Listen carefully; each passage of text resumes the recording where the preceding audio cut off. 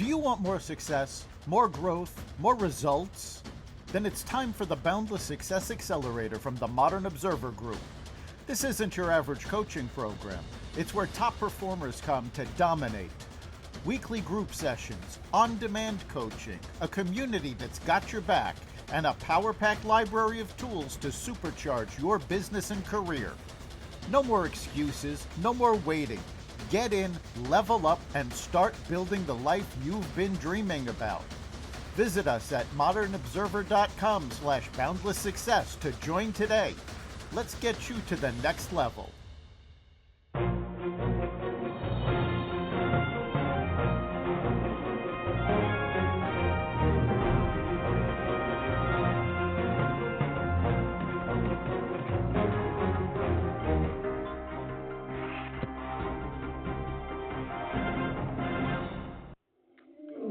Welcome to another edition of Carnivore Bites. I'm your host, Jeff Sherman, along with Dr. Eric Lopkin. And you're a very well-read guy. I'm sure you, when you were in high school, you probably read the book Tale of Two Cities. Well, we have the modern-day equivalency of that, and that is Trump's Middle East trip compared to Uncle Joe's. We'll let you run with it, Doctor. Starting with the purple carpet. Well, okay, starting with the purple carpet, it's quite frankly a show of how the world actually views Trump versus Biden. This was respect and honor that they were showing Trump, and he's gotten this kind of respect at every stop. Biden never got that kind of respect.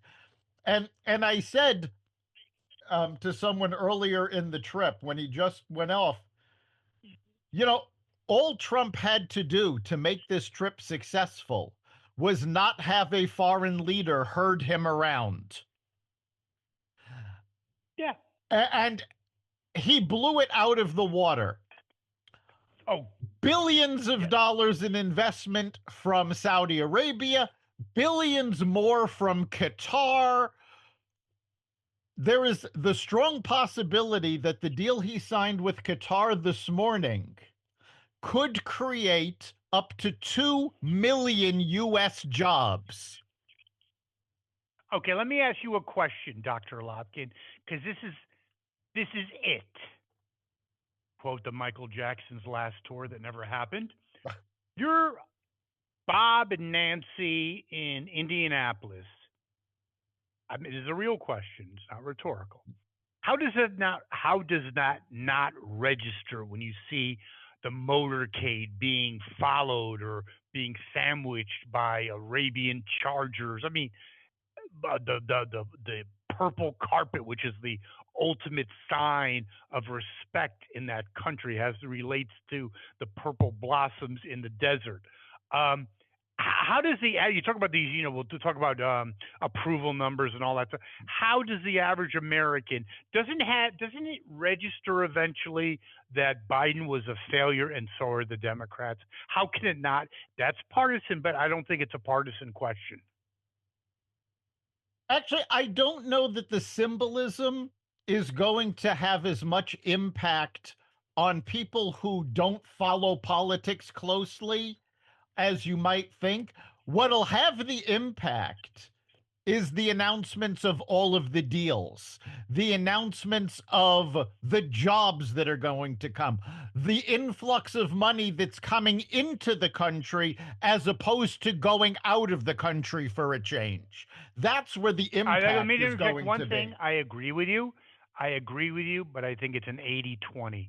I think if you had no deals and all the pageantry, agreed with Dr. Lopkin, just a nothing sandwich, a nothing burger, to quote Hillary. But juxtapose all these deals to the pageantry, it does send a real signal that you have a powerful leader. I really do believe that. Yeah, One without the other means nothing. Or I should say, the pageantry without the other means nothing. Right. But it's the result that hammers it home. Yeah, it's the result that hammers it home. But the difference is very stark between the Trump administration and the Biden administration. The Trump administration is essentially using Trump's business contacts to now create deals that benefit America. Biden used America's contacts and his position as a politician to benefit the Biden family. It's exactly the opposite. 100% great analysis. That's why you're the doctor. But I want to well done. I want to put something else on the table. What if in the next month or two, Saudi Arabia and others sign on to the Abraham Accord? I mean, why do I ask that? Because the Democrats, like, money could fall from heaven, and they say there's a problem, it's pollution. I mean, what do you say? I mean, go ahead, Well, but let's just say if that happens, what impact? Well, it's going to, unfortunately, it's going to depend on what echo chamber you're listening to. Because if you remember, during Trump's first administration, we had four Arab countries join the Abraham Accords. And the Democrats essentially said, oh, the accords mean nothing. They signed a piece of paper that doesn't mean anything. And I spoke to people even during the Biden administration that honestly believed that the Abraham Accords were garbage, that it was a show about things that had already been decided. So it's going to depend on what echo. If you're listening to MSNBC, you're not going to believe it happened. If you're watching CNN, you'll go, oh, okay, that's interesting. If you're watching or listening to podcasts like ours or anybody that actually covers the news with analysis, you're going to realize that this is a game changer for the Middle East. Okay, you mentioned something that's extremely important. That's Carnivore Radio. No, I'm kidding. It's podcast. See, here's where I think that some of the calculus has to be changed.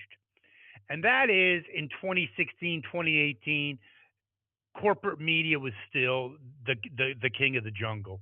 That is not true anymore. I think information disseminates, especially with younger people. That's why Democrats are bleeding youth. The only thing they have is reenactments of Woodstock. I think people don't get as much news. So I think things like the Abraham Accord, other trade deals, I think the ability and the effectiveness of corporate media to block stuff is dissipating very quickly. If not, it is dissipating, but only because Trump is in office. If you looked at the Biden administration, they only did interviews with friendly media, and I'm not talking about Joe Biden himself. I'm talking about his cabinet, his appointees. You almost never saw them on Fox. They didn't do podcasts. Everything was focused through the three old school networks, CNN and MSNBC. So the spin was built in. Now you saw during the campaign, Trump doing podcasts all over the place. His surrogates, his cabinet members, they're on podcasts. They go everywhere. So they're not worried about friendly media. They do NBC, they do CBS, and they strike back when the journalists try to pull bullshit. No, I 100% agree with that. The only the only thing I want to basically reiterate, whatever you want to say, is that 6 years ago, 7 years ago, whatever, podcast didn't have the alternative media. Right. Didn't have the so yeah, you had blockers and tacklers for the Democrats, that is corporate media. Now they're still, even if they do the same, they don't have the impact. Do they have an impact? Yes, but not what it used to be. So I think information does go through. One of the reasons Trump won the election, because if it was up to corporate media, he would have lost.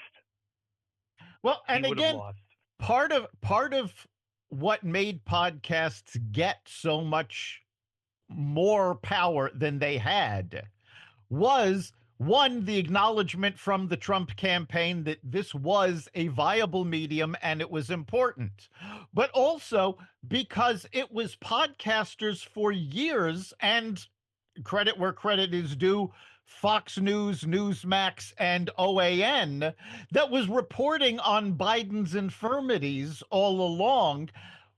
The moment that Joe Biden did the debate, America suddenly realized, wait a minute, we have been being lied to. And not just by the 100%. administration, people expect to be lied to by the administration. The impact was that they were lied to by the media, who is supposed to be the fourth estate, the guardians of truth.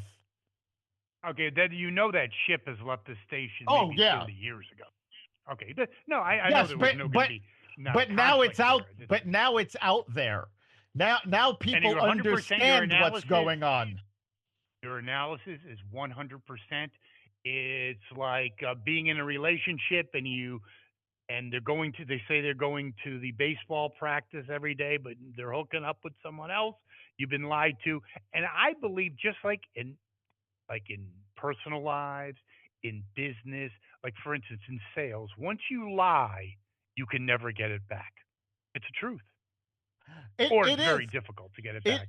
it You have to is, hide and with the best car ever, and it's not. You have a problem. it is very difficult to recover once you're caught in a lie. And what's making it worse is all of the people who are saying, "Oh, well, no, we didn't lie. We didn't mean that. What you took it wrong. We didn't say that." Jake Tapper is now coming out with a damning book about the Biden The worst of them administration, all, the most and damning of all.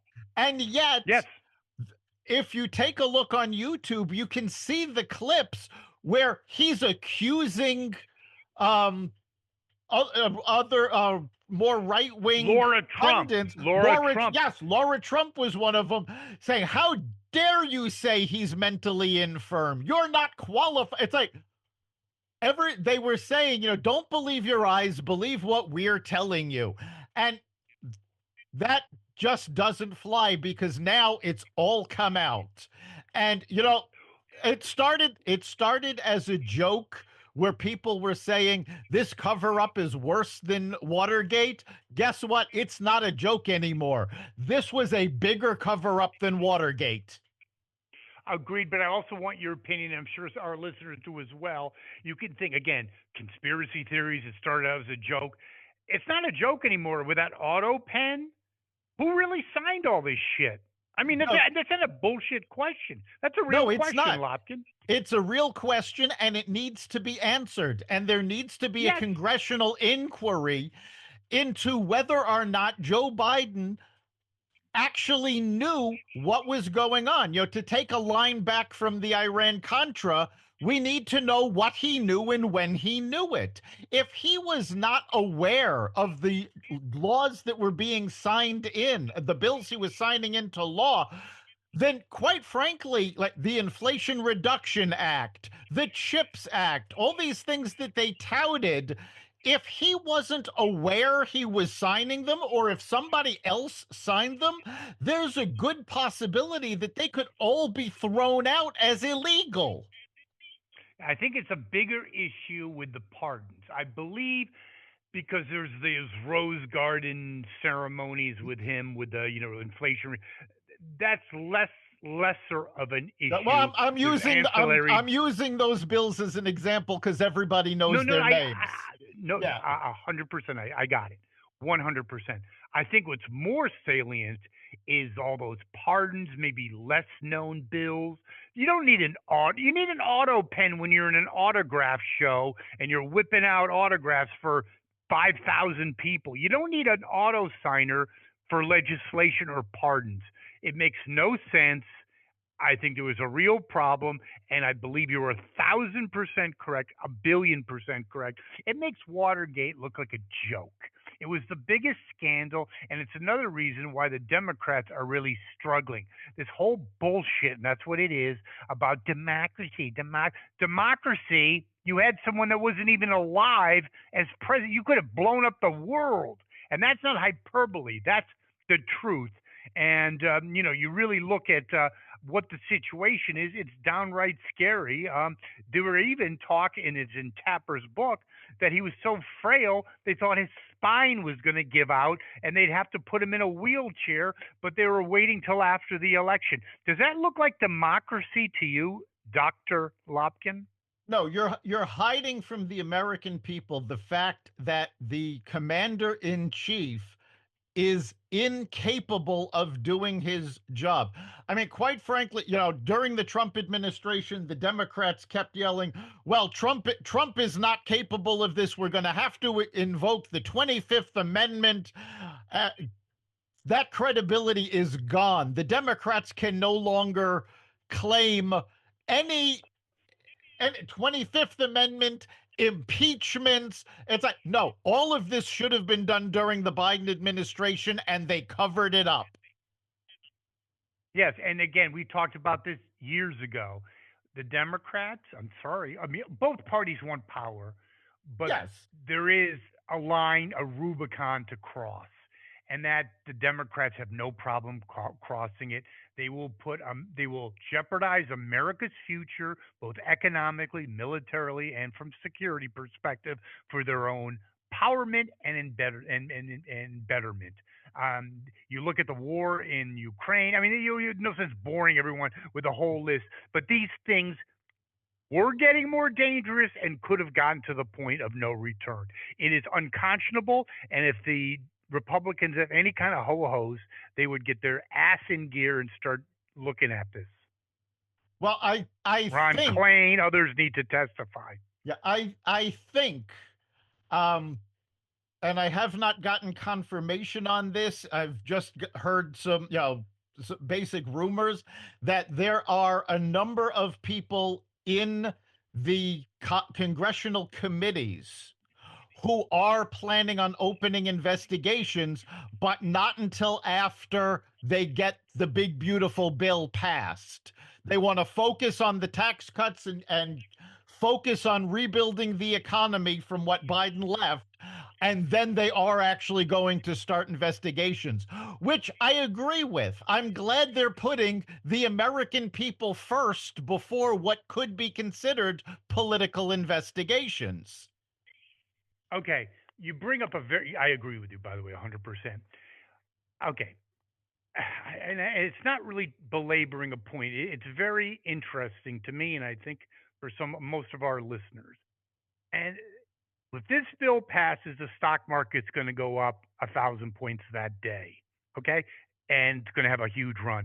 The any recessionary talks or possibilities minimized greatly, if not eliminated. My question to you, and I'm sure our listeners would like to know your insight: what the hell do the Democrats stand on the midterms?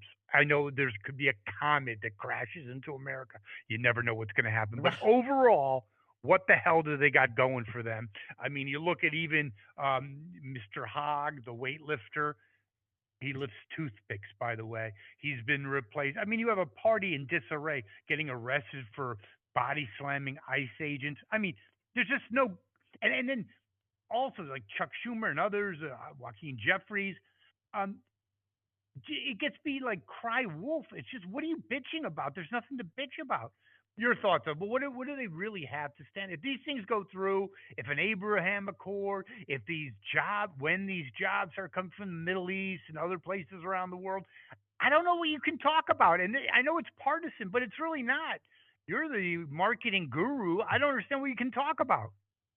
No, they have a problem right now in that they don't have issues to stand on, which is their own doing. I mean, quite frankly, the Democrats, having seen the results of the election, really should have gotten behind Doge and put their own spin on it. They could have said, look, we are going to get rid of the waste. We are going to outdo Elon Musk, and we are going to uncover waste and fraud and get rid of it. And instead, they fought it tooth and nail. They could have said, we are going to make sure that our cities are safe and that the illegal immigrants that are committing crimes are the first to be deported, but instead they fought against it. You know, they're But can they digging help themselves. themselves? You see, you're assuming that they're rational. I contend, and it is not hyperbole. I really do believe that they're not a rational party anymore. I'm really not kidding with you. I, There's I some you honestly, talk about well, go I ahead. honestly They're not have to, rational. yeah, I honestly have to agree with you at this point, because the only rationale that they've given is their base says they want them to do everything they can to stop Donald Trump. Well, first of all, take a look at their base. Their base is the far left now because They're everybody insane. else shifted over to Trump this election. And again, every district in the United States shifted red. Even those that Kamala Harris won, she won by less than Biden did. So every district shifted to the red. You would think that the Democrats would take that as an indication that they need to capture the center. Instead, they're focused on placating their shrinking base, which is going to alienate the centrist independents that either party needs to win an election. I would agree. Before we move off this real quick, you're 100% correct. I do think it's like I don't want to be too over dramatic, whatever. But I think it's like kind of like a drug addict around. I think they can't help themselves. They can't. It's irrational thought. It's you're mad at the guy that's making passes at your wife. He's really not, but you're so incensed you can't help yourself. So I think they're in that stance, and then the more they continue on this path, protesting nothing that's not even nothing to protest. I think it's just going to get worse. And if you look at the economic, remember Carvel, it's the economy, stupid. You look at, and for the prep before the show, you brought that out, or you brought this up in the discussion, that you look at the numbers, and I'll let you talk to this, the third quarter numbers of 2024 that everyone was touting of Bidenomics and almost 400,000 in new jobs. What was the reality of that, Yeah. Doctor? Before I give the numbers, we need to provide a little background on where these numbers come from. The Bureau of Labor Statistics is the government agency that puts out the job numbers every month. They put out these job numbers and they generally put out revisions to their estimates from the prior 2 months.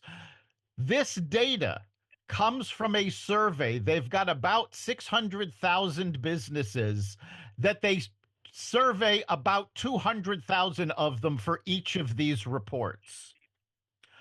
They also put out a quarterly report that takes a little longer to put out. And this is done with a survey of 12 million businesses. So the data in this survey is a lot more accurate. Well, but it also takes longer to put together. The data from third quarter 2024 just came out this past week. And the data shows that as opposed to the 399,000 jobs that the earlier report said were created during the third quarter, in actuality, America lost 1,000 private sector jobs. So that is a shift of 400,000 jobs that didn't exist, that the Democrats were claiming this is how you know Bidenomics is working. One little, maybe minor point. I don't think it is so minor. When you do the post analysis, a lot of Bidenomic jobs were not in the private sector; they were in the governmental sector. Those are not the same. Yes, that's true. A lot of the jobs were created because they were hiring government workers, and yet there were tons of government jobs that went unfilled. Case in point, air traffic controllers. The Biden administration had hundreds, if not thousands, of open positions for air traffic controllers that they did not fill because they could not find qualified people that met their DEI criteria. Correct. Another dagger in the Democratic carcass, I have to say. I think people have completely have had enough of DEI and all that other crap and wokeness. And but still, it is the economy. And remember when Trump first took office, he had nothing to do with it, but egg prices because of the bird flu were skyrocketing. It had nothing to do with Trump, but of course, Chucky and the other cast of characters, lambasted him for it. But now, and they were so concerned all of a sudden with inflation, even though Uncle Joe, basically the only rival he can even come close to is Jimmy Carter. Inflation now is around 2%, the lowest it's been since shithead took office. That is Biden. Yes, the new inflation numbers came out. They went up, I believe it was 2.3%. It's slightly higher than what the Fed is looking for, but it is the lowest rate since February 2021. So, and remember, at one point during the Biden administration, we had hit 9.7% inflation. Yes, So it was. now we're now we're Did you down ever to hear? Wait, did you ever hear the Democrats during that time? Were they really, or the corporate media? I didn't hear a lot of pushback on that. I no, didn't. I really didn't. no. They kept first. They said, "Oh, this is transitory." Then Transitory. Yeah. then they said, "Oh, it's just a little growing pains. It's fine." And then finally they said, "Well, no, the economy is doing great. You're just not seeing it." Again, being lied to is one of the worst affronts you can do to a person or a population as a whole. But you also bring up a very good point in terms of who's in charge. You have Bassett, right? I believe he's brilliant. And then you juxtapose him to Janet Yellen. Oh my God. Oh, Besant, Okay. yes. Yeah, Yeah, that's yeah, and that compared to Janet Yellen. You that kidding was me? something else that made a major difference in the Trump administration. Trump went after qualified people regardless of where they were at the time. He pulled several people that were working at Fox News because prior to being at Fox News, they had amazing careers in government service and doing exactly what these jobs required. The latest case in point is he just pulled Judge Jeanine Pirro off the air from Fox to serve as Attorney General in Washington, D.C., where Biden, Correct. if Biden actually had any say in who his cabinet and his appointees were, he pulled from the usual suspects. He pulled from the folks who did political favors. Nobody in Or the DEI. Biden administration was chosen because of qualifications. None. But it is very interesting. We talked about the chairperson, Hogg, being is just in the process of being extricated, and it's really hysterical. I don't think it's going to help them at all. Obviously, it shows a lack of consistency, but also the reason why he's being eliminated because of they didn't have enough. They have to have all these. It's an insane party. I bring it. They're not stable at this point because he's too white and not diverse enough. These people are insane. Yeah, So that's well, the reason. Now the real reason is because he's an idiot. I got yeah. that with no Well, real experience. the more than not having experience, part of the problem that the Democratic Party is having with Hogg is that he is actively primarying Democratic candidates. Now, Probably not a good idea. both parties are supposed, now they don't always do this, especially here in Connecticut. It's actually the opposite.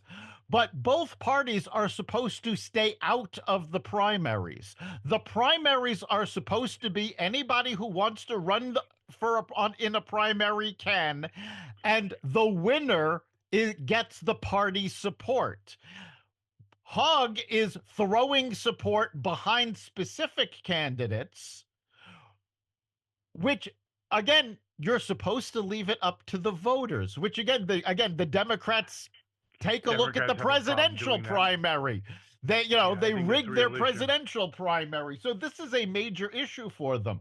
The the hat that they're hanging getting rid of him on is hysterical, because basically they're saying the DNC's vote discriminated against candidates who were women of color.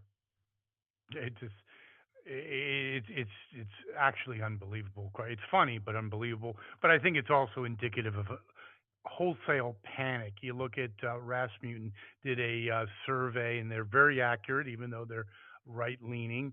And 49% say they're on the America's on the right track.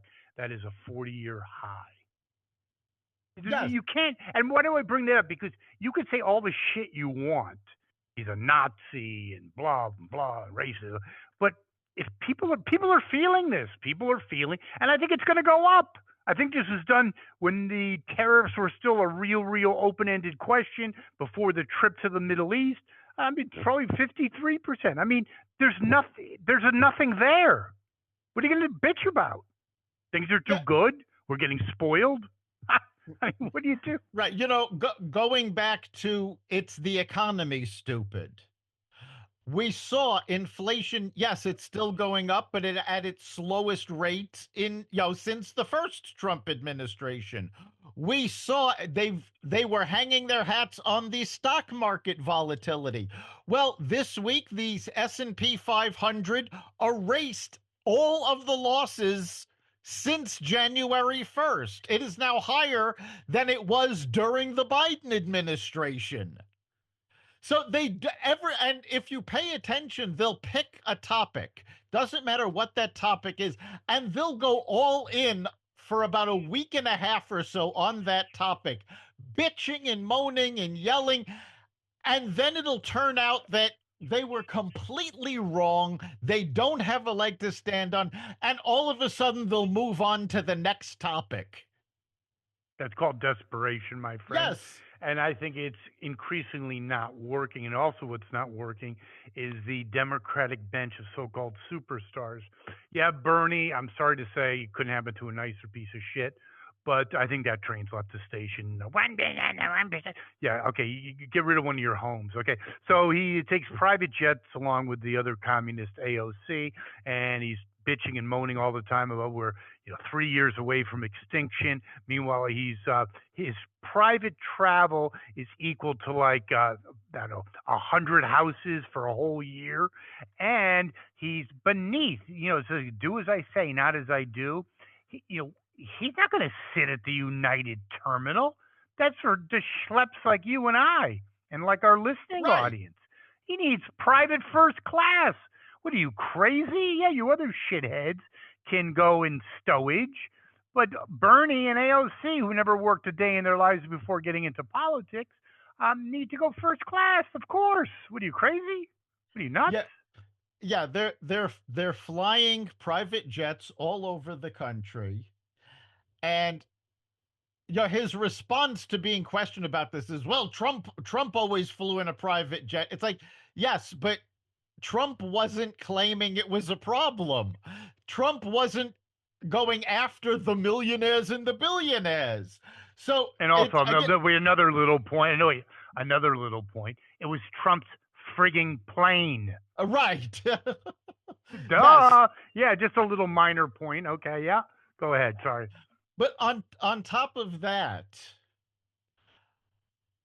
again, we discussed this before the podcast. He is one of the largest recipients of donor money from Big Pharma. So RFK called that out, by the way. Yes, RFK called that out. Reporters are now hitting him with his private air travel. Yeah, he does not have a leg to stand on. He's getting none. He's getting crowds at these events because they're being held in conjunction with free concerts. Neil Young. Yeah, well, there's other concerts going on as well, but there's always something else to draw people in. And they have done studies of the cell phone traffic at these events and found the same cell phones at each event. So this is a group of paid people that are going to these events. Now, I think Bernie knows he's not going anywhere. His Goodbye. position in the Senate is he's there until he either retires or dies. I think he is trying to set up AOC as his Yes, successor, and I believe she will try to run for president in no question. 2028. And quite frankly, I want to see that so bad because she will get devastated if she manages to get past the primaries, which there is a good possibility.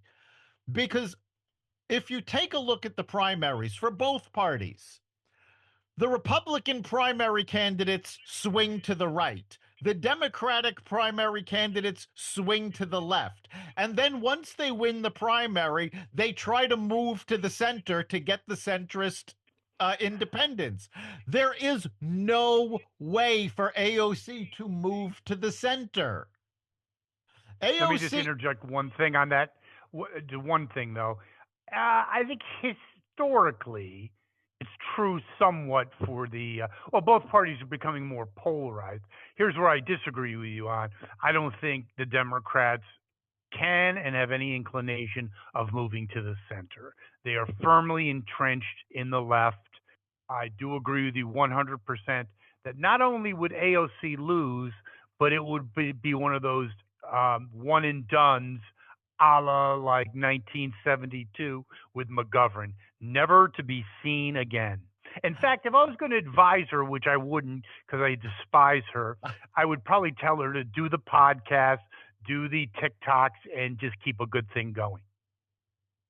that would be her best bet. I think she will run for president in 2028. I think she will get absolutely devastated. She will be Destroyed. crushed. And I'm not even sure she'll get crushed in a general. I think she might get crushed in a primary. But Here's where I I disagree with you. think, No, because you're talking about the current day Democratic Party. I think she fits them perfectly. yeah, but there's Perfectly. there's other left-wing candidates that have Perfectly. already said they're going to run also. So Okay. there has been quite a number of times where AOC has been criticized for not being far left enough. These are usually votes where she will vote present because she doesn't want to get lambasted by her constituents, where she did not condemn Israel for defending themselves, where she did not vote against Israel getting weapons. So she's going to have to defend herself on both fronts. And that may be her undoing in a primary. It depends on who else enters. But I think what's going to happen is she is going to be demolished. And then in 2029, after losing the presidential, I believe she'll be out of office at that point because she won't be able to hold on to her congressional seat while she runs for president. She will attempt to primary Chuck Schumer or Chuck Schumer's handpicked successor at that point if he decides to step down. And I think all of the baggage that beat the hell out of her in the presidential election will be used against her in New York State. A very likely possibility. I'll throw one other possibility. I think because she never really gives a shit, just like Harris. They don't want to do any work. It's all about showbiz. And maybe she might get to replace Colbert. Seriously, I'm dead serious. Yeah, get a talk show or a Jimmy Kimmel, whatever. No one watches them anyway. Who gives a shit? So yeah, it'll be Well, interesting. And another rising star. if Good. you want to go off on a tangent, media rumors right now are that Jimmy Kimmel is not going to be renewed at ABC, and Oh shucks. And there are talks that not only is Colbert going to be let go by CBS, they may get out of late night altogether. Well, they should pull that plug. Okay, wait. We both love Johnny Carson. I liked, I didn't love Jay Leno. You look at Jay Leno on a YouTube, like a best of, or no, well, not best of, the headline. He's actually funny. These guys suck. I mean, suck. I mean, Well, Colbert is just an entitled elitist, just a mouthpiece. It's not even funny. I heard a great analysis. No one laughs. They just applaud. He's a political hack. No, yes, no laughter, just that's applause. that's all that's left there. I think I saw a clip that really showcases the difference in what late night used to be and what it is now. David Letterman had put together a series of clips of Johnny Carson. This was done as a tribute when he passed away. And this was not Johnny on The Tonight Show, but it was Johnny coming on Late Night with David Letterman. And all Johnny had to do was walk onto stage, and the crowd went crazy. Now, if any of these guys walks onto a stage, who cares? Oh, it would be like, okay, yeah, whatever. Yeah, no big deal. But let's conclude with another rising star, and I'd like your opinion. So, with our listeners, Gavin Newsom, he's trying to reposition himself, remarket himself, going has his own podcast, trying to moderate. Shucks, he's $12 billion in debt. Could be a problem. Could be. Yeah, And the way he handled the fires, I'm not so sure he's any kind of rising star. But what is your thoughts? yeah, Newsom is kidding himself. Quite Yeah, come on. frankly, I think he's actually doing the right thing and trying to move to the center now, but it's not going to fool anybody. You're going to when he declares that he's running for president, you're going to see commercials featuring footage of what happened to California during the wildfires. You're 100%. you're also And about going the to hear smelt and about how we saved the smelt, and meanwhile the entire state is burning. Yes, 100%. you're also going to be reminded ad infinitum of which people should be reminded that California had a massive deficit going into COVID. And during COVID, the Biden administration used COVID relief funds to bail out the state of California. So the fact that they were no longer in debt. And here we are, 4 years after getting those payments, they are now again $12 billion in debt. I think he has How no chance at the presidential. Right. No How way. does he think he can win a presidential how does he never mind win the election? How does he think he can run the country when he couldn't even run the state? Because it's a democratic disease. It's low on talent, high on aspirations. You have Biden, Harris. I mean, these people would be maybe like, I don't know, like a librarian somewhere or something. And to have the hubris to think you're presidential, it boggles the mind. You could go any day, go to a coffee house, and Yeah, you could get 10 more qualified people than those clowns. you're right. And we talked earlier on earlier podcasts about the fact that if the Democrats were going to be saved, it was going to be from probably one of the governors that didn't have such a high profile, um, and someone that's out of the Washington bubble, the same way Bill Clinton saved the Democratic Party in '92. Well, we've got a number of governors coming forward, and so far they're not in any position to save the Democratic Party. You have J.B. Pritzker, who Oh God, destroyed the state of he's definitely Illinois. running. He's running for president. It's ridiculous how The all of clown these. show. You can have Elizabeth Warren too. I know she's not a governor, but Well, she'll she just always throw her at it she always runs and she never gets perpetually. she never gets past Super Tuesday. She'll fail early There you go. again.